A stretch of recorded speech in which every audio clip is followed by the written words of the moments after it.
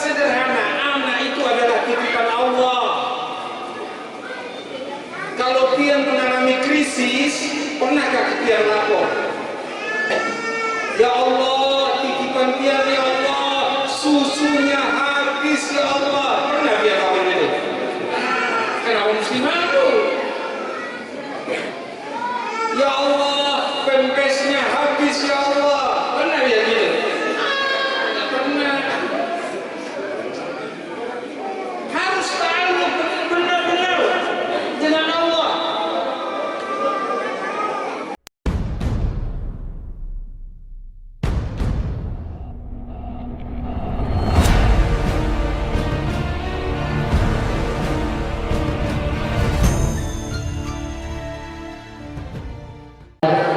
kepada Habibuna Habib Abdullah dengan segala hormat kami persilakan. Allahumma shalli ala Muhammad.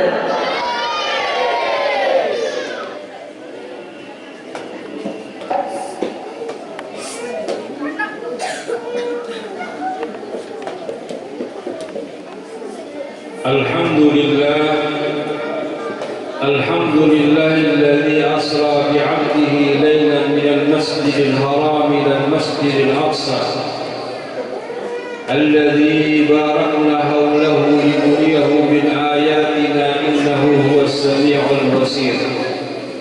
أشهد أن لا إله إلا الله وحده لا شريك له وأشهد أن سيدنا ونبينا ومولانا محمد عبده ورسوله. سبحانك يا الله لا علم لنا إلا ما علمتنا إنك أنت العليم الحكيم. رب اشرح لي صدري ويسر لي أمري واحلل عقدة من لساني يفقهوا قولي. اللهم إنا نسألك رحم النبيين وحفظ المرسلين وإلهام الملائكة المقربين. اللهم أغننا بالعلم وزينا بالعلم وأكرمنا بالتقوى وجميلنا بالعافية. يا فتاح يا عليم افتح علينا فتوح العارفين بجاه سيد المرسلين وعلى آله وصحبه أجمعين. اللهم صل وسلم وبارك على سيدنا محمد صاحب التاج والمعرج والبراق والعلم ودافع البلاء والوباء والمرض والألم. جسمه طاهر مطهر معظم من اسمه مكتوب مرفوع موضوع على اللوح والقلم.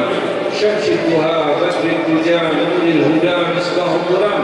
أبي القاسم محمد بن عبد الله سيد العرب والعجم سيد الكونين وأشرف الثقلين محبوب عند رب المشرقين والمغربين. يا أيها المشتاقون إلى رؤيا جماله صلوا عليه وسلموا تسليما. اللهم صل وسلم وبارك. السلام عليكم ورحمة الله وبركاته.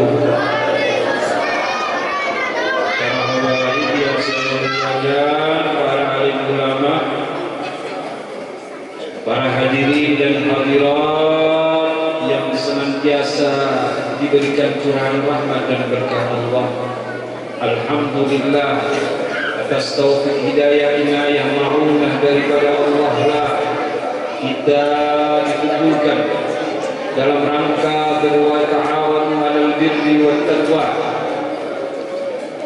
wa la ta'awanu 'alal ismi wal 'udwan, dalam rangka tolong menolong dalam kebaikan supaya menjadi orang yang beruntung, tidak termasuk orang yang rugi. Sebab semuanya manusia ini sudah dipatenkan oleh Allah.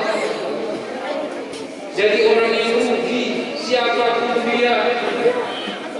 Wal asri, Allah bersumpah dengan waktu, sesungguhnya manusia itu berada dalam kerugian. Baik itu kaya apalagi miskin, baik itu cantik apalagi jelek, tambah rugi, tambah rugi. Kecuali yang beriman. Orang yang beriman dan melakukan amal saleh, dia tidak akan mendapatkan kerugian, baik itu di dunia, lebih-lebih lagi nanti di akhirat. Tapi dia harus beramar ma'ruf nahi munkar, berwatawasau bil haqqi dan berwatawasau bis. Salam salawat Moga-moga kita tercurah di hari junjungan Nabi Muhammad sallallahu alaihi wasallam. Diam.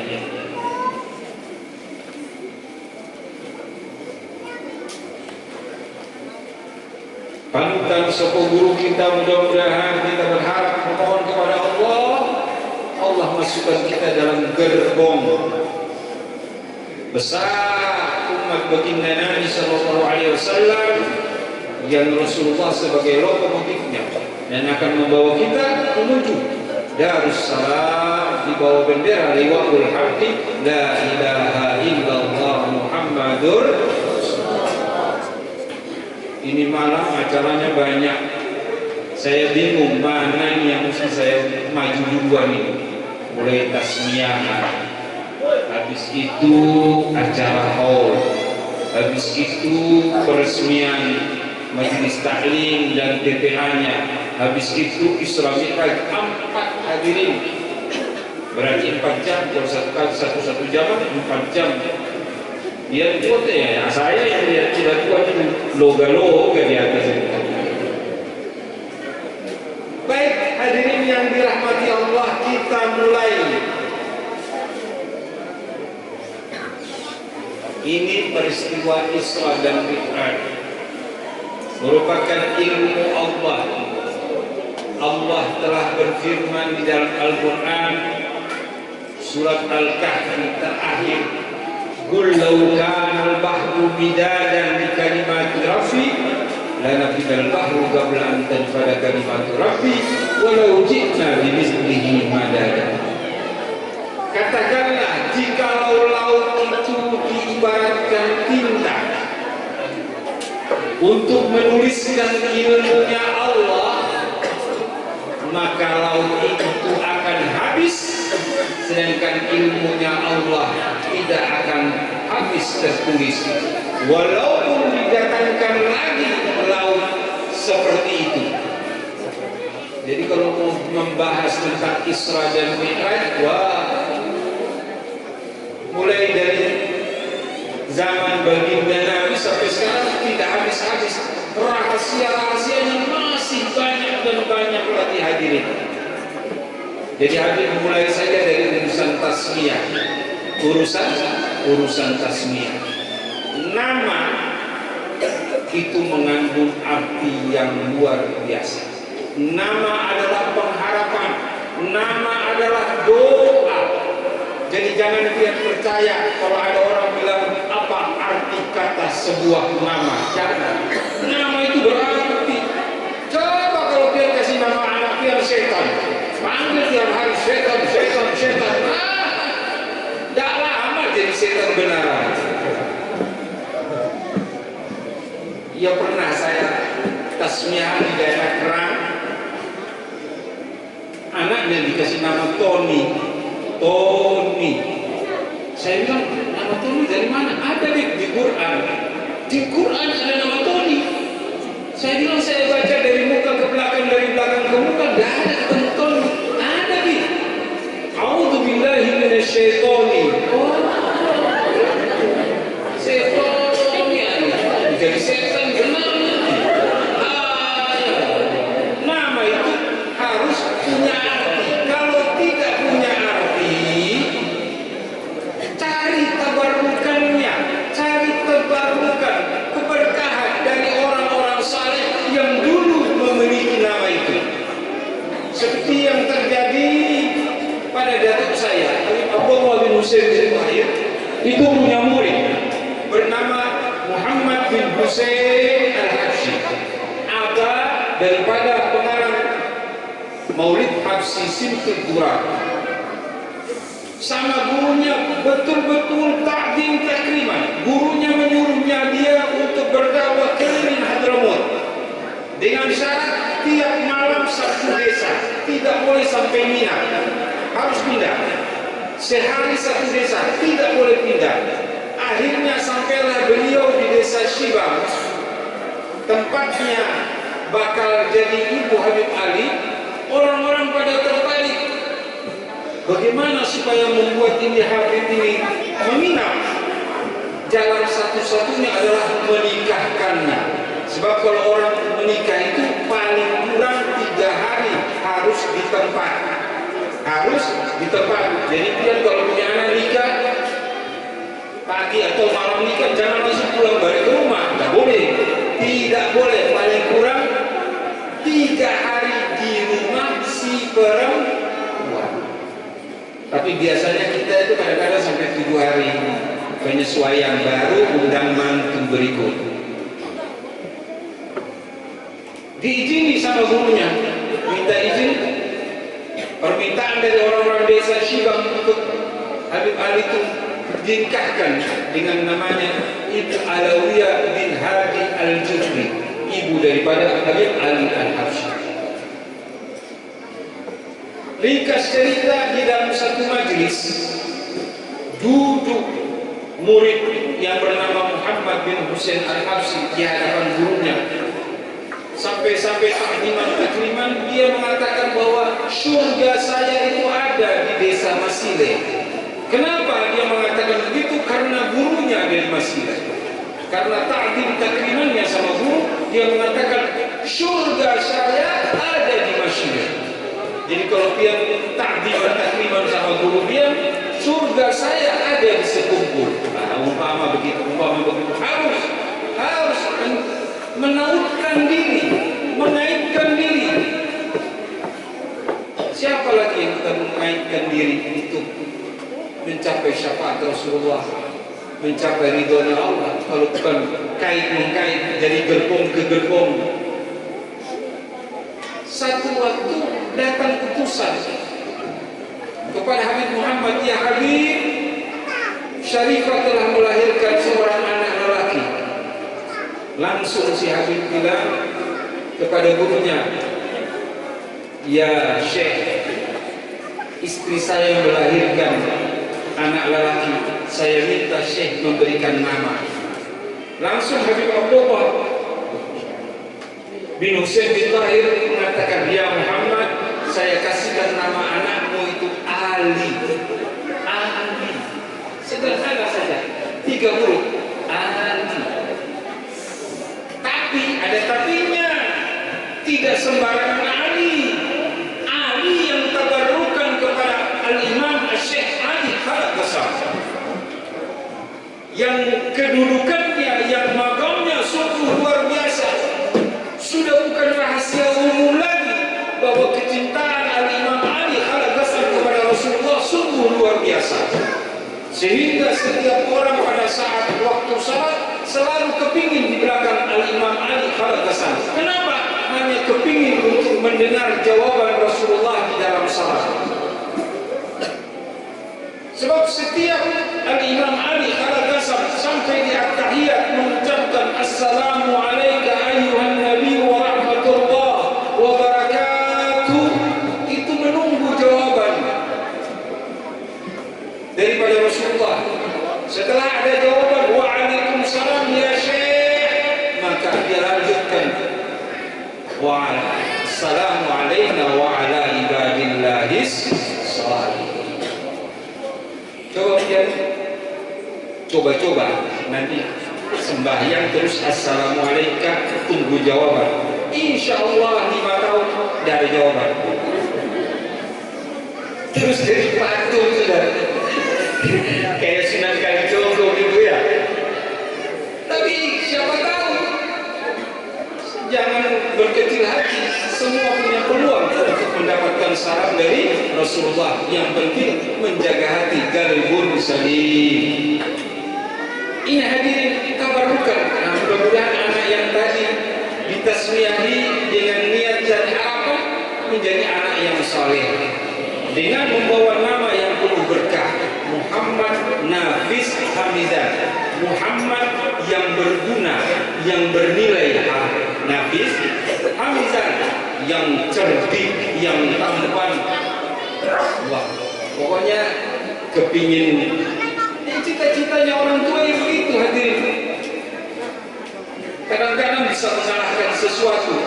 Saya teringat kisah di Hadramaut. Ada satu waktu seorang ibu datang membawa bayinya kepada Al-Habib Hashim bin Muhammad Al-Habsyi. Ini Habib Hashim ini teman daripada Habib Abdullah bin Alawi Al-Haddad, yang meminta kepada Habib Abdullah untuk mengarang kitab Risalatul Mu'awwanah.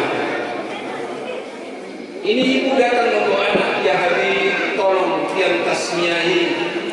Habib tasmiyahi, ditasmiyahi, dikasih kurma, didoakan. Bu, mudah-mudahan anak pian besar-besar jadi ulama, jadi anak yang saleh, manfaat, menjadi kebanggaan bagi Nabi Sallallahu Alaihi Wasallam. Panjang doanya. Udah pulang. Tidak ada hujan, tidak ada angin. 10 tahun kemudian balik ibu itu. Datang nangis-nangis, ngamuk-ngamuk di depan rumahnya Habib. Habib pendusta, Habib penipu.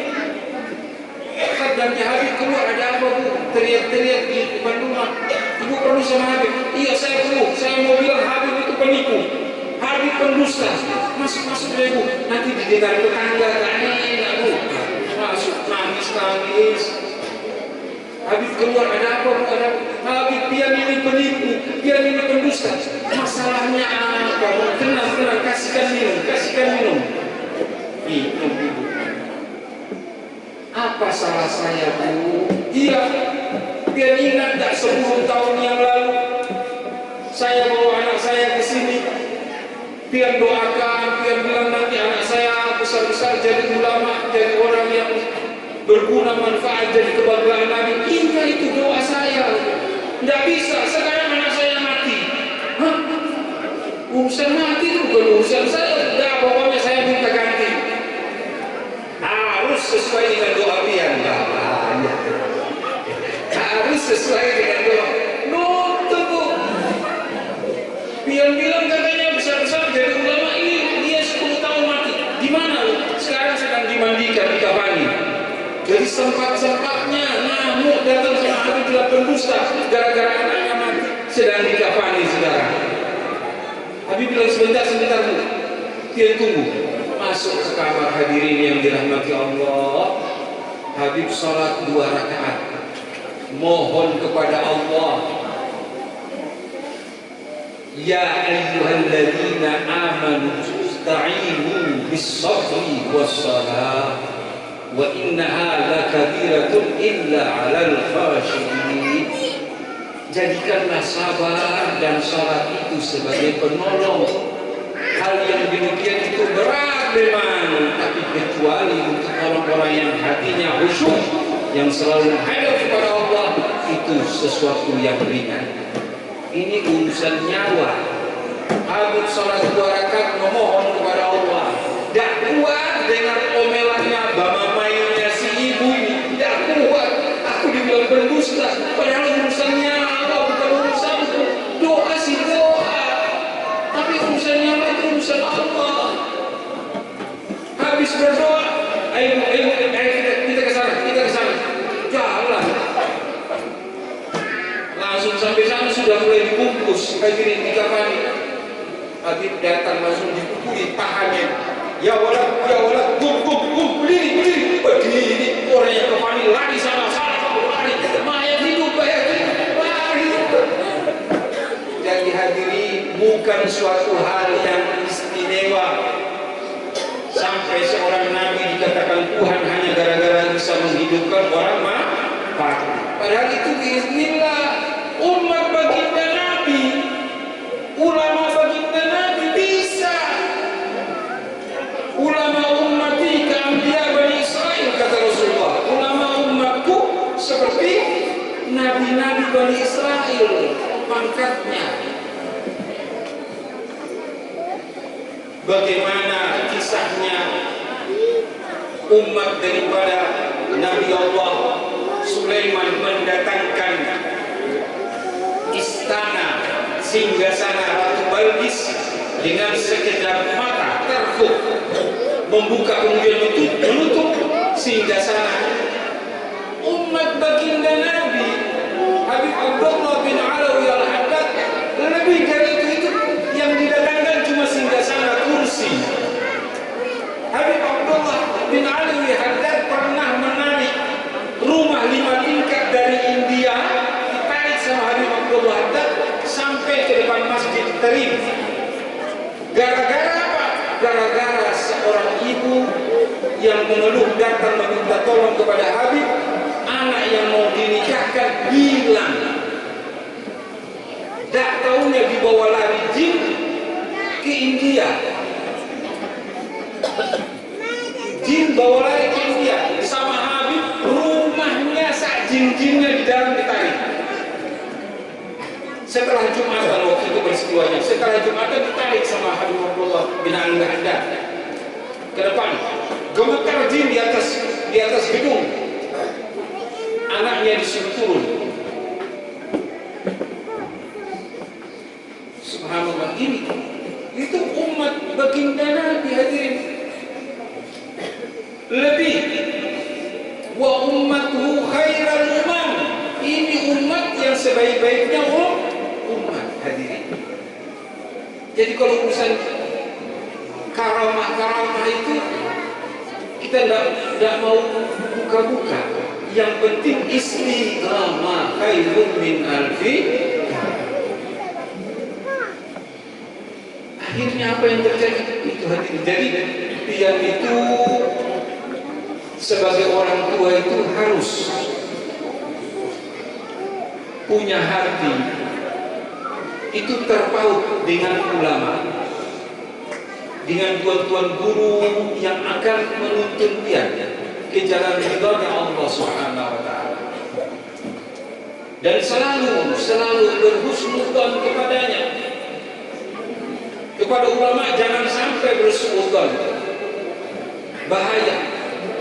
Seperti kisahnya Syekh Abdul Qadir Jailani radhiyallahu anhu beserta teman dua yang bernama Ibnu Abi Isrun dan Ibnu Sabah.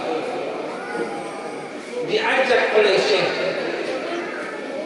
Abdul Qadir Jailani pada saat masih remaja, teman dua yang belajar ini diajak untuk mengunjungi Qutbul Ghaus. Tapi dua orang ini punya hati tidak ditata untuk mengunjungi ulama itu sebaiknya itu bersihkan hati, berhusnudzon, datang tidak kepingin apa-apa kecuali ingin mencari keberkahan. Salamannya ini ta'adub, ini tabarruk, ini ta'adub, ini tabarruk. Jangan ulama digasak pipi kiri kanan, wow, pak. Cukup di tangan. Kadang-kadang kita tidak tahu ini. Ya kadang-kadang ulama itu kan dia punya kondisi badan atau apa itu yang kita tidak tahu. Kita jangan nyosor-nyosoran saja. Waduh, dulu saya kalau pernah datang ke Batu Licin 2007, sehari sebelum ke Batu Licin itu saya punya muka ini diintuk tawon di belakang rumah, jadi muka saya bengkak. Sampai datang ke Batu Licin, tinggal di Borneo, tamu-tamu nyasar nyosor, waduh sudah diintuk tawon, ditabrak kiri kanan lagi, cibika-cibiki, waduh. Itu bukan tambah jadi takdiman takriman, itu menyengsarakan ulama. Jadi tahu ya cukup ta'adub, ini adab terhadap ulama. Kalau yang ini tabarruk, cari keberkahan supaya pian tahu. Ini ta'adub, ini tabarruk. Terus cipika-cipiki, itu tidak ada hukumnya itu, tidak ada aturannya itu. Nyosor aja. Hadirin, 3 orang ini bersepakat untuk mendatangi Qutbul Ghaus dengan niat yang berbeda. Ibnu Abi Isrun mengatakan, saya akan datang untuk mengetes dengan pertanyaan yang susah, begini. Begitu juga Ibnu Sabah, hampir sama. Saya sudah mempersiapkan pertanyaan begini. Tapi untuk Syekh Abdul Qadir Jailani remaja, dia bilang saya akan mendatangi Qutbul Ghaus ini untuk mencari keberkahan. Untuk mencari keberkahan, karena berkah itu diundang oleh 3 sebab. Hadirin yang dirahmati Allah, barakna haulahu, yang kami berkahi sekelilingnya, kata Allah di dalam surat Al-Isra tadi. Yang kami berkahi sekelilingnya itu ada 3 sebab yang mengundang berkah. Pertama manusia, yang kedua kumpulan, yang ketiga adalah tempat. Ada tempat yang penuh keberkahan, ada yang kumpulan majelis yang penuh dengan berkah, ada manusia yang walaupun sendiri dia akan mengundang berkah Allah, termasuk orang-orang saleh. Pergilah orang yang 3 ini, kemudian keluar Qutbul Ghaus untuk menemui 3 orang dengan muka yang merah, menahan marah, menunjuk kepada Ibnu Saga, ya Ibnu Saga, saya melihat di dalam tulang sulbimu itu ada tanda salib. Kau datang hanya untuk memujiku. Ini pertanyaanmu dan ini jawabanmu. Kau akan, dari tulang sulbimu akan keluar tanda salib. Ibnu Abi Islam pun begitu. Ya Abi Islam, kau juga hati jelek, kau mau menguji kealimanku. Nah ini pertanyaanmu, ini jawabanmu. Kamu akan diikuti, digoda oleh dunia. Kau akan tergelincir oleh dunia. Dan engkau anakku Abdul Qadir, engkau datang kepadaku semata-mata ingin keberkahan, maka engkau akan mendapatinya. Dan kelak engkau akan mengatakan bahwa telapak kakiku di pundak para wali. Dan hadirin, apa yang dikatakan oleh Qutbul Ghaus ini pun terjadi. Ibnu Saga menjadi seorang ahli dalam keilmuan Islam. Dia diutus oleh raja untuk menjadi orang yang berdialog, seperti apologik gitu, untuk menguji tentang keislaman. Datanglah dia mengunjungi negeri Rom untuk berdebat tentang Islam dan Kristen. Dan dia mengenangi itu karena memang benar dia. Tapi apa yang terjadi hadirin, keluar daripada gedung perdebatan, matanya kelihatan seorang gadis. Langsung, katanya orang bilang kan gitu, cinta itu dari mata turun ke hati. Nah sudah kepincut sudah, diikuti terus si perempuan, sampai perempuan masuk rumah. Si Ibnu Saga pun ikut masuk, ketok pintu, bertemu dengan orang tuanya, mengajukan diri. Pak, saya ingin menyuntik anak pian. Akhirnya nggak tahunya yang tadi berdebat dengan dia itu adalah orang tuanya. Yang mengalahkannya itu, yang dikalahkan itu orang tuanya si perempuan. Mangkel hatinya. Katanya si bapak, boleh kau mendapatkan anak saya untuk beristri, tapi dengan syarat kau menjadi seorang yang murtad. Sudah kena.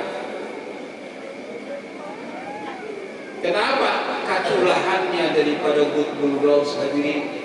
Akhirnya dengan mudahnya dia yang telah mengalahkan hujah daripada kaum kufar, tapi akhirnya dia lepaskan hujahnya dia demi si perempuan. Akan banyak sekarang begitu ya. Kita lihat kita punya artis-artis gitu kan, dak pikir A, dak pikir B, lepaskan akidah, dijual murah akidah demi dunia yang tiada pasti, demi dunia yang tidak menjamin kebahagiaannya. Lepaskan akidah demi laki-laki. Jadi akhirnya apa? Benar kata Qutbul Ghaus, keluar dari tulang sulbinya adalah keturunan daripada Nasara. Padahal dia yang memenangkan perdebatan. Sedangkan dengan Ibnu Abi Isum, dia diangkat, hadirin, diangkat menjadi seorang pemegang Baitul Mal, bendahara negara. Nah, godanya datang, duit di tangannya, hadirin. Tadi wanita, ini duit, harta. Kelopak, nah, urusan dunia. Tergelincir juga. Dan yang terakhir adalah Syekh Abdul Qadir Jailani. Akhirnya berucap bahwa telapak kaki saya ada di pundak para wali. Artinya dia menjadi seorang Sultanul Aulia. Hadirin yang dirahmati Allah, kita ini orang tua ini seberataan jadi wali. Cuma kita tidak mengetahui pemakaiannya, tidak mengoptimalkan kewalian kita. Yang ini wali-wali kaya kan? Itu kalau orang datang kepada Sultanul Ilmi, Allah yarham, Al-Habib Salim bin Abdullah Asy-Syatiri, meminta doa, beliau selalu mengatakan, engkau punya orang tua tidak? Punya ya Habib. Sekarang kau pulang, kau minta doa dari orang tuamu. Karena orang tuamu punya doa itu melebihi daripada 70 doanya wali kutub. Ibu Pak, pian ini wali kan? Nah itu dia. Pian punya derajat untuk anak dia. Nah, untuk anak pian itu lebih daripada 70 wali kutub. Jadi umpama anak pian ini datang kepada wali kutub 70 mendoakan pian dengan doa dari pian sendiri, wali 70 itu kalah untuk mendoakan anak pian dibandingkan dengan pian. Cuma kita ini kadang-kadang tidak tahu diri. Yang tadi Habib katakan, ya ayyuhalladzina amanu ista'inu bisabri wassalah. Kita tidak jalani. Kadang-kadang urusannya terlalu galau. Innal insana khuliqa halu'a. Idza massahu syarru jazua. Wa idza massahu khairu manu'a. Manusia ini memang diciptakan keluh kesah. Jika dia ditimpa kejelekan, mengeluhnya luar biasa. Tapi jika diberikan rizki, diberikan kelebihan, bakhilnya luar biasa.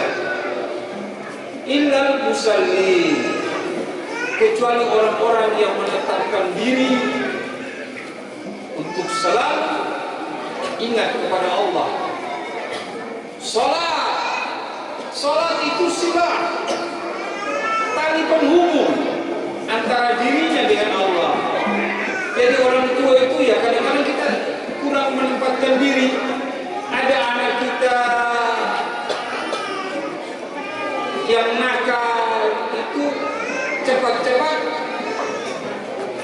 datangi guru, minta pendarah hati guru.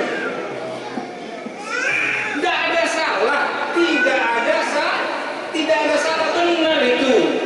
Cuma dia usaha dulu. Terus apa usaha saya, Habib? Usaha dia itu malam-malam lapor kepada Allah. Dia tidak pernah lapor itu apa?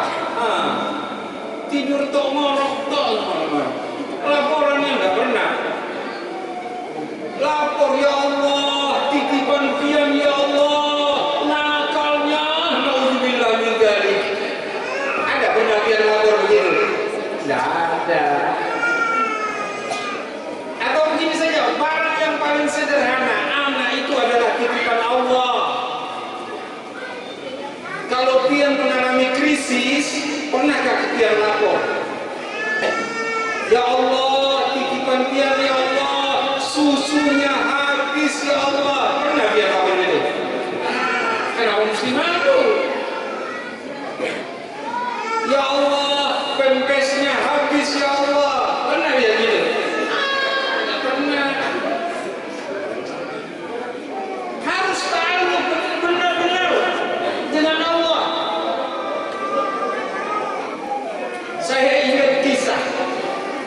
kisah dari dua datuk saya, Habib Abdullah dan Habib Tahir bin Syed Tahir, mulai kecil sudah digendong sama ibunya, itu dibawa ke muka masjid. Nah, ini rumahnya Allah. Kau perlu apa-apa masuk ke dalam, minta. Anak kecil sudah mulai diajari begitu. Begitu juga dengan Imam Ahmad bin Harb. Orang tuanya juga mengajarkan begitu. Imam Ahmad bin Harb ini luar biasa hadirin. Makamnya luar biasa. Dia kalau marah sama orang mesti begini. Marah tapi tunjuknya ke sana. Sebab pernah kejadian kalau dia marah tunjukin langsung orangnya mati di depan. Jadi kalau dia marah dia ini mesti pisang belak. Itu Imam Ahmad bin Harb. Masih kecil itu sama orang tuanya dia diajari, kalau kau lapar perlu makan, datangi jendela situ, bilang ya Allah aku butuh makan. Padahal orang tuanya sudah sediakan makanan di situ, jam makan sudah disediakan. Berjalan berbulan-bulan itu hadirin, orang tuanya dulu mengajari anak ta'alluq sama Allah. Tak tahunya satu kejadian, orang tuanya dua ini diundang oleh keluarga ke desa seberang, acara perkawinan atau apa itu.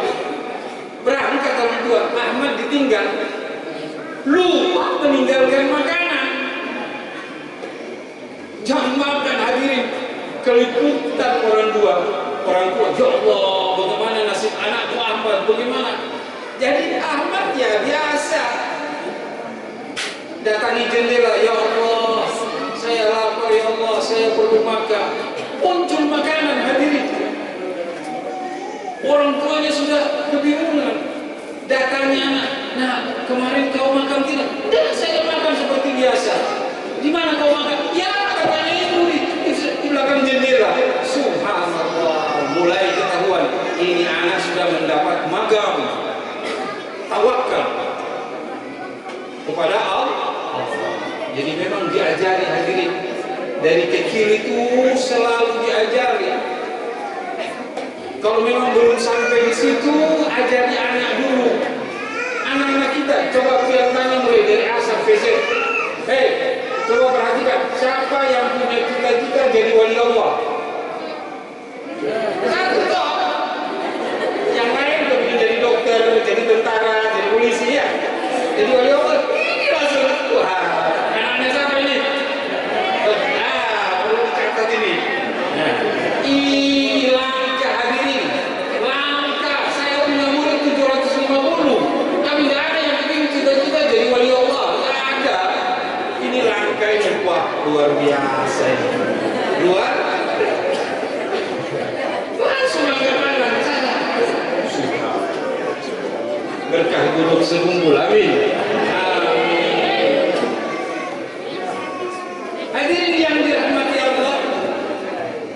Jadi mulai dari kecil ini anak itu didekatkan dengan ulama, didekatkan dengan wali Allah, menceritakan manaqib-manaqib mereka supaya ada rasa tertarik kisah-kisah mereka. Kata Imam Muhammad Junaid Al-Baghdadi, kisah mereka ini seperti jundun min junudillah, tentara-tentara Allah untuk menguatkan diri mereka. Siapa orang yang senang mendengar kisah wali, itu akan cenderung menjadi orang baik, cepat atau lambat. Orang-orang banyak kan senang dengar kisah Allah seperti apa, ada wali, ada orang yang telanjang saja dibilang wali. Wali itu telanjang dada, wali sudah itu. Tapi tidak apa, husnudzan, persangkaan tidak ada ruginya, tidak ada ruginya. Orang di Jawa saja kerbau dibilang kiai, kotorannya jadi rebutan. Kiai selamat di Jogja itu kalau bicara kotorannya jadi rebutan, barokah. Kotorannya kerbau, barokah. Allahu Akbar. Ini jangan sampai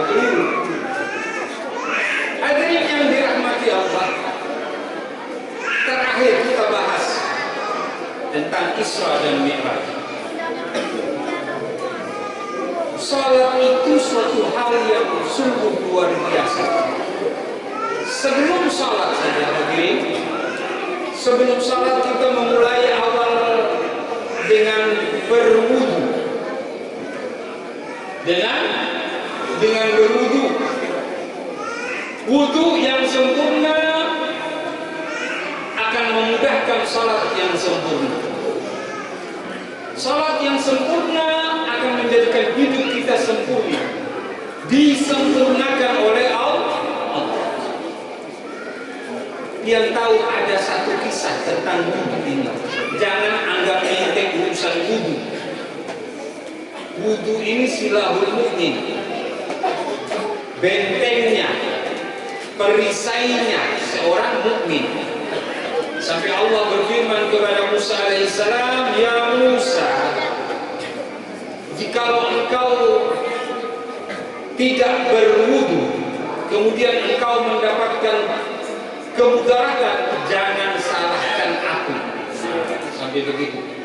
Jadi wudu itu sebagai benteng untuk mencegah manusia daripada bencana. Satu kisah hadirin, ada seseorang datang kepada Al-Imam Abdul Hasan Asyadzili, kepingin belajar tentang ilmu kimia. Zaman Bahawi itu imam-imam itu all round, bukan hanya pintar ilmu agama. Mereka ada yang pintar jadi tabib, jadi dokter, ada yang menjadi ahli astronomi, ada yang menjadi ahli arsitek. Oh, imam-imam dulu, ulama-ulama Islam dulu luar biasa hadirin. Salah satunya Al-Imam Abdul Hasan Asyadzili. Datang seseorang untuk mau belajar ilmu kimia. Sama Imam Abdul Hasan mengatakan, kau tinggal di sini dulu selama setahun. Nanti setelah itu baru saya ajari kau tentang ilmu kimia. Maka tinggallah orang ini. Dia Imam Abdul Hasan Asyadzili. Tapi Imam Abdul Hasan mengatakan, kamu harus mendawamkan, mengistiqamahkan dirimu setiap kau batal atau mendapatkan najis, segera engkau berwudu dan salat 2 rakaat sunat wudu. Kau berhadas, cepat segera untuk berwudu dan salat 2 rakaat sunat wudu. Ini dijalankan oleh si murid ini. Belum diajari apa-apa itu. Kira-kira seminggu waktu setahun itu berakhir, maka dia akan memasuki pengajaran tentang ilmu kimia. Si anak ini berjalan ke belakang ke sumur untuk berwudu hadirin. Dia menurunkan timba, kemudian menarik timba ke atas. Bukan air yang muncul hadirin, yang muncul emas dan perak. Kaget dia. Dia bilang ini bukan yang saya inginkan. Dia suntak lagi. Dia lepas lagi timba ke dalam sumur. Dia turunkan lagi timba. Dia tarik lagi, perasaan dia air yang muncul hadirin. Tapi apa yang terjadi? Emas dan perak pun yang muncul. Sampai ketiga kali dia datang mengadu kepada Al-Imam Abdul Hasan. Ya Syekh, apa yang terjadi pada diri saya? Saya ini mau berwudu, tapi setiap saya timba air yang naik adalah emas dan perak. Wah, nah, kau pulang sudah. Sudah waktunya pulang sudah. Kau bukan jadi ahli kimia, kau jadi kimia. Kau sudah jadi kimia. Air bisa jadi emas dan perak. Itu nemu dari mana itu? Akhirnya kita ingat kisah-kisah Wali Songo. Bagaimana para Wali Songo menggugah hati orang awam pada saat itu dengan mengiming-iming buah kolang kaling, buah aren menjadi emas. Itu wali-wali dulu itu. untuk menguatkan hati dari mu'allaf. Mereka mampu. Buah kolang kaling, buah aren itu hadirin, itu bisa jadi emas. Apa yang mustahil bagi seorang aulia Allah? Apa yang tidak bisa bagi seorang aulia Allah? Itu baru aulia. Bagaimana dengan baginda Nabi Sallallahu Alaihi Wasallam? Apakah masih ada yang meragukan bahwa baginda Nabi itu Isra dan Mi'raj itu hanya roh? Kalau hanya roh, tidak Allah katakan Subhanallah. Itu peristiwa biasa kalau orang bermimpi. Kalau hanya roh, Allah tidak katakan Subhanalladzi asra bi'abdihi. Karena api, maka ada ruh, ada jasad. Isra dan Mi'rajnya Rasulullah adalah miniatur daripada kehidupan manusia. Bahwa mau tidak mau, setuju tidak setuju, manusia akan mengalami yang namanya Isra dan Mi'raj. Perjalanan horizontal dunia dan perjalanan vertikal menuju Allah Subhanahu wa Ta'ala. Mulai dari tali bayi, perjalanan dimulai. Allah telah memberikan modal. Kullu mauludin yuladu 'alal fitrah. Yang contohnya adalah baginda Nabi yang dibelah dadanya, ditambah iman, hikmah dan sebagainya, disiapkan persiapan untuk perjalanan. Perjalanan ini akan terjadi di sebagian malam, sebentar saja. Tapi perjalanan ini gelap, perlu pengawal. Dunia sekarang gelap hadirin. Kalau tidak ada pengawalan, tidak berpegang teguh kepada pengawal, malaikat Jibril dan Mikail, tidak ada pengawal daripada Al-Quran sebagai way of life, pedoman hidup, atau malaikat Mikail, keyakinan akan jaminan Allah, rizki dan sebagainya, maka manusia akan pasti kesasar. Perjalanan malam buta, kompasnya tidak ada kalau tidak ada kompas Quran. Ini dunia sekarang ini. Quran aja ada, sudah ditaruh di kepala Quran itu. Saya bersumpah, korupsi. Ditaruh di atas kepala Quran. Jadi saya ingat-ingat itu perkataannya Salim Said. Pian tahu kenapa Korea Selatan itu maju, karena ada yang ditakuti Korea Utara. Jadi mau tidak mau dia harus maju agar jangan sampai dikalahkan dengan mudah oleh Korea Utara. Kenapa Singapura itu maju? Karena diapit oleh bangsa Melayu. Takut kalau dia terbelakang kencengin, Singapura maju. Kenapa Israel itu maju? Karena diapit, dikurung oleh bangsa-bangsa Arab. Kenapa Indonesia tidak maju-maju? Karena Allah saja tidak mereka takut. Allah saja mereka tidak takut. Disumpah di Quran 30 juz masih aja ngawur.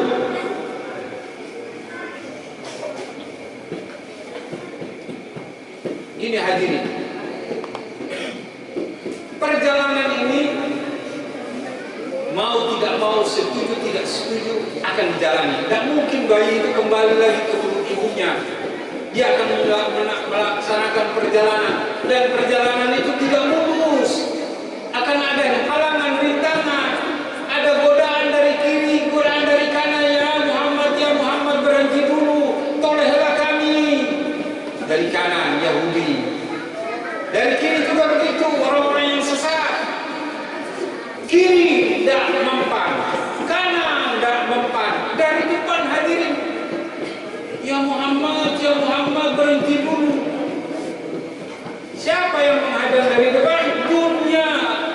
Yang Rasulullah diperlihatkan seorang nenek yang berdandan menor. Nenek berdandan menor, bukan tambah ayu, beli. Mak lampir.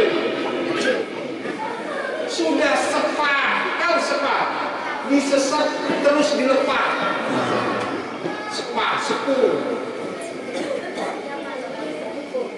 Sepuh. Itu bukan bergizi, bergigi, kadaluarsa. Bukan 4 sehat 5 sempurna, 4 sehat 5 semaput. Masuk UGD. Kalau minum susunya, itu dunia. Jadi kalau dunia, kalau dimakan, diminum, disesepi, sarinya pasti pian celaka. Kayak nenek tadi itu. Siapa yang kepingin kawin dengan nenek-nenek umur 70 tahun? Apakah kepingin kawin dengan dunia? Berlama-lama dengan dunia, sedangkan bidadari sedang menunggu? Sedangkan janjinya Allah luar biasa? Tidak ada. Orang yang berakal akan memilih akhirat. Walaupun akhirat itu hanya tembaga, tapi kekal, baga daripada emas, tetapi tidak kekal, fana. Apalagi yang fana ini tembaga, sedangkan yang kekal, yang baga adalah emas. Jangan membuang akhirat hanya dengan dunia yang tidak seberapa. Jangan.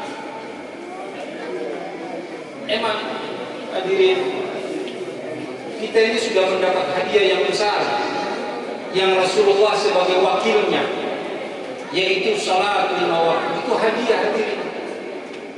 Hadiah yang sungguh luar biasa, hadiah yang terbesar.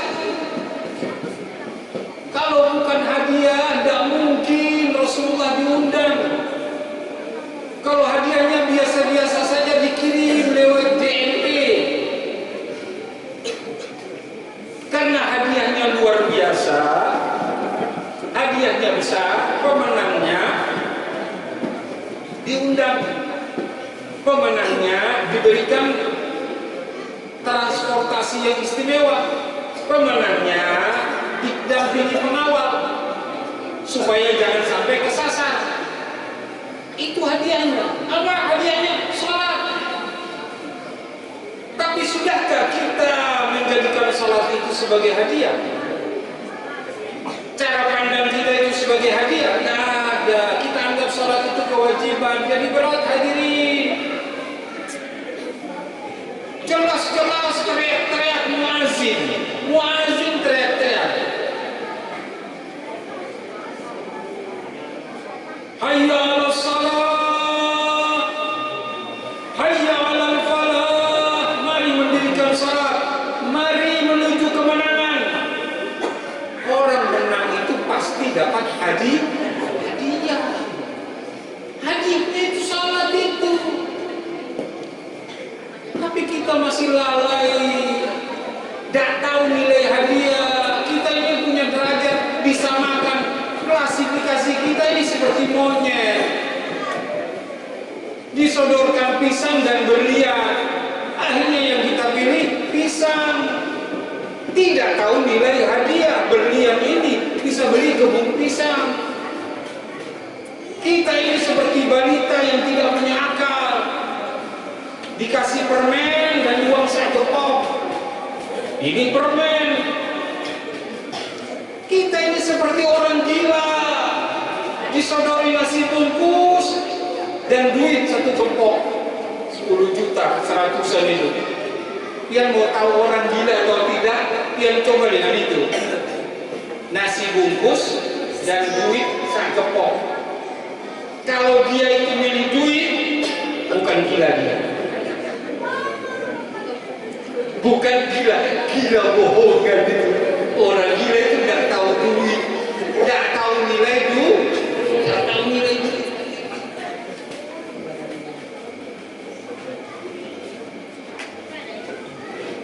Perjalanan untuk mendapatkan hadiah. Hadiah ini jangan sampai disia-siakan. Hadiah ini jadi penolong. Hadirin, tadi Abi bilang, ya ayyuhalladzina amanu ta'inu bis-sabri was-salah. Jadikanlah sabar dan salat itu penolong. Terus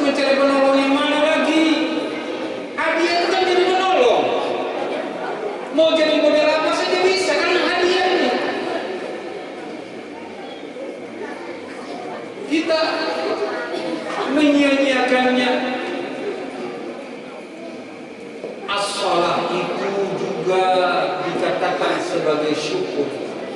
Hidup kita di dunia ini bermodalkan dua, Pak sabar dan Pak syukur. Bu sabar dan Bu syukur. Syukur ini adalah salat. Barang siapa tidak melaksanakan salat, maka lawannya adalah kufur. Wa man taraka salata muta'ammidan faqad kafara biha. Barang siapa meninggalkan salat dengan sengaja, kafirlah dia. Ya Allah, ini salat ini luar biasa hadirin. Tadi Habib bilang urusan wudhu saja sudah begitu, belum meningkat kepada orang azan. Orang azan itu juga luar biasa hadirin, tidak gampang, semua itu ada punya nilai. Dikisahkan ada seorang yang bermimpi, kejadian memang di Baghdad. Baghdad mendapatkan kemalangan, air dari Sungai Dajlah naik. Sungai Dajlah naik, hampir menenggelamkan Baghdad. Kemudian di dalam mimpi, seorang saleh melihat dua malaikat turun sambil berdialog, berbicara. Loh, kenapa sampai Sungai Dajlah ini naik? Iya, ini gara-gara ada malaikat yang melaporkan, malaikat malam ini melaporkan kepada Allah ada kejadian 700 perawan jebol gara-gara zina. Laporan ini Allah murka, tenggelamkan mereka. Sudah malaikat azab disuruh turun untuk menenggelamkan. Terus malaikat azab ditanya kepada malaikat rahmat, terus kau kenapa juga ke sini? Saya ini diperintah juga oleh Allah supaya untuk menguras banjir agar banjir tidak terjadi di Baghdad. Kenapa kok bisa begitu? Iya, ada malaikat laporan, malaikat siap naik ke atas melaporkan kepada Allah, membawa 700 tadi 700 perawan zina, ini 700 orang azan, masjid azan 700 mengajak manusia untuk sholat. Jadi itu tidak keliru kalau ada kebakaran orang Allahu Akbar, Allahu Akbar. Iya kan biasanya gitu kan, kalau ada kebakaran, ada banjir orang Allah. Karena memang azan itu merupakan penolong, menetralisir daripada murka Allah Subhanahu wa taala. Dan itu baru wudhu. Hasilnya sudah begitu. Kemudian azan begitu. Dan bagaimana dengan sholat? Sholat tadi itu di awal Habib cerita itu, ibu yang mengadu, Habibnya sholat 2 rakaat sholat sunnah, memohon kepada Allah, nyawa dikembalikan hadirin. Nyawa dikembalikan. Yang memohon kekasih Allah, yang memohon adalah hamba kepercayaan Allah. Dia menjalankan perintah saya, dia taat takwa kepada saya tidak akan membuat dia sedih dan takut. Ala inna awliya Allah la khawfun alaihim wa la hum yahzanun alladzina amanu wa kanu yattaqun. Hadirin yang dirahmati Allah. Nah, 1 jam lebih. Rasa-rasanya pian juga payah, saya juga payah. Mau bicara terlalu banyak juga nanti bosan. Cukup Habib punya pesan, jadikanlah salat dan sabar itu sebagai penolong. Yang sekarang ini kita belum optimal. Belum optimal hadirin. Kita masih mencari-cari pegangan, masih mencari-cari. Kenapa kita tidak megang yang punya dunia dan akhirat, yang mengatur segala-galanya? Urusan rezeki kecil, wa man yatawakkal Allah fa huwa hasbuh. Barang siapa yang bertakwa kepada Allah, Allah akan mencukupinya. Janji Allah, innallaha la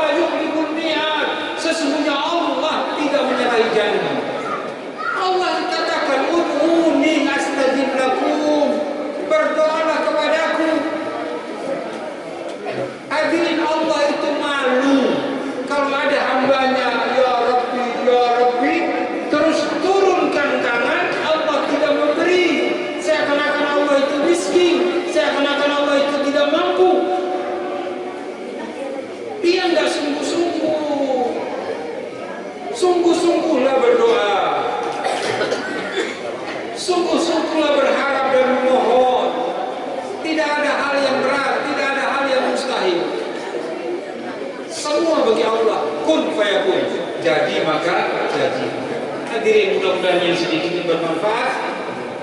Dari saya kurang lebihnya mohon maaf apabila di dalam perkataan saya ada kasar, kurang lebihnya Habib mohon maaf, tiada lain dan tiada bukan.